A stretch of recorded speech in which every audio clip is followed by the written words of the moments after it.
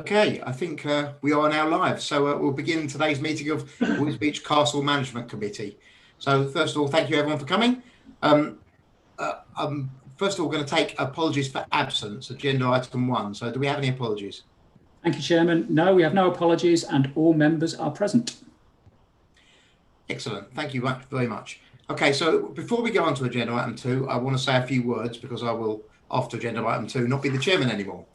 So first of all, I want to say that for the 3 years I've been chairman of the Castle Committee, I've been very proud of the work that's been achieved by volunteers and people who've pitched in, and the Town Council, of course, and for the officers of the Town Council. When we walked into the castle, it was in a very poor state of repair. The gardens were wild and overgrown. Bits of the ceiling and the walls were damp and falling in. It was in a terrible state. There was junk everywhere. It just looked like the biggest job. And I remember looking at it and thinking, good grief, this is going to take us forever. But we all pitched in, lots and lots of people pitched in and worked very hard, did all the urgent repairs, did all the non-urgent repairs, reorganised the rooms, and then set about making Wisbech Castle what it should always have been, which is, you know, a public-facing service in the middle of town, a place for people to meet and enjoy themselves, and some wonderful architecture and history to come and be a part of. Over the 3 years, we've run many, many events. Pretty much every one of them, with the exception of 1 or 2 that were rained off, have been very successful. We've been busy many times. Our Halloween events were absolutely brilliant. People loved them. They were sold out every time.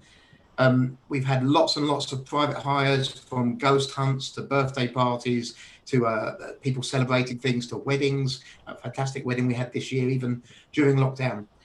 I promised at the beginning that I said it was my ambition to continue cutting costs and raising money so that eventually the castle will be cost neutral.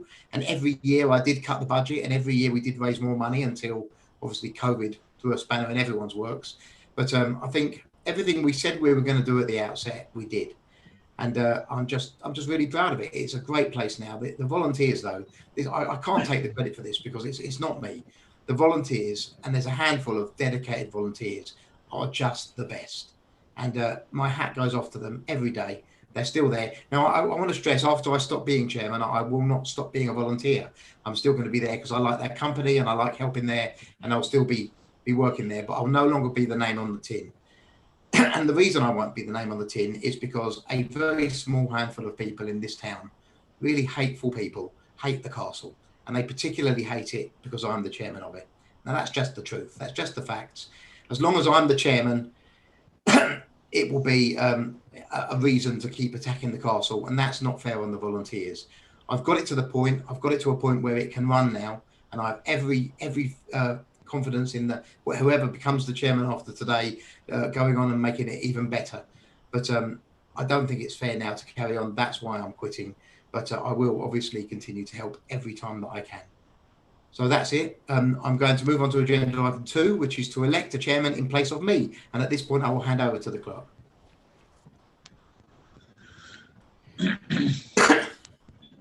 Terry. Yeah, thank you, Chairman. On the basis that Councillor Tierney, as he said, is now stepping down as chairman, do we have a nomination for a member to succeed him in that position? Councillor Rackling. Yeah, I'd like to propose Gary Tibbs, please. I'm happy to second that, Chairman. Okay, seconded by Councillor Tierney. Any other nominations? In the absence of any other nominations, Councillor Tibbs is duly elected as chairman of the committee for the remainder of the municipal year 2020-21. Congratulations, Councillor Tibbs. Okay, thank you very much for that. I'd like to start off by thanking Councillor Tierney for all of the hard work that he's put in. I know that he rightly likes to thank the volunteers for everything that they've done, but I don't think he does take enough credit sometimes for the things that he has done. And I think that Councillor Tierney's fingerprint on this is quite substantial, and the reason why it's a success is largely down to a lot of the things that Councillor Tierney has pushed forward and got done. So I just want to say thank you to Councillor Tierney, and I hope that I can even do half of what you've managed to achieve.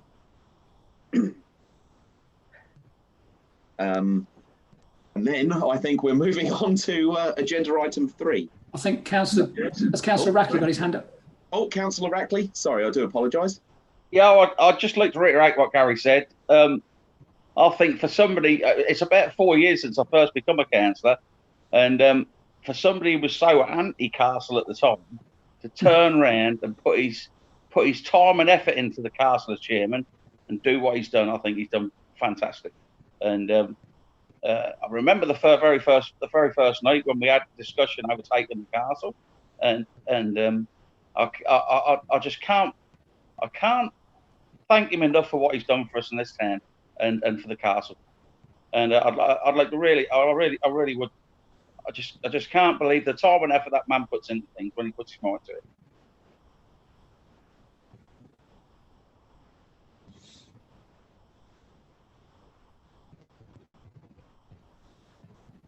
I'm embarrassed now, Chairman. Good.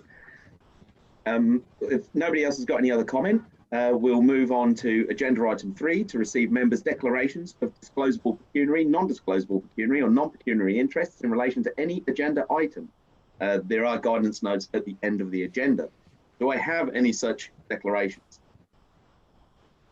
I didn't think that I would. For we now move on to agenda item 4, which is the final agenda item, which is to confirm for signature by the chairman, when possible, the minutes of the meeting of the Wisbech Castle Management Committee held on the 20th of July 2020. So if I could have a proposer and seconder for that, please. So proposer, Councillor Ketteringham, and seconder, Councillor Rackley. I think I can just see a little bit of Councillor Lynn's hand, but unfortunately my phone's in the way with the agenda on it. Apologise. In which case, could I please have a hands for, sorry, let's actually move on correctly. I do apologise about that. So we've had a proposer and a seconder, all of those in favour. Thank you. That's unanimous, I do believe, so we don't need to go into anything else. Apart from that, I think that is everything. Okay, so thank you very much.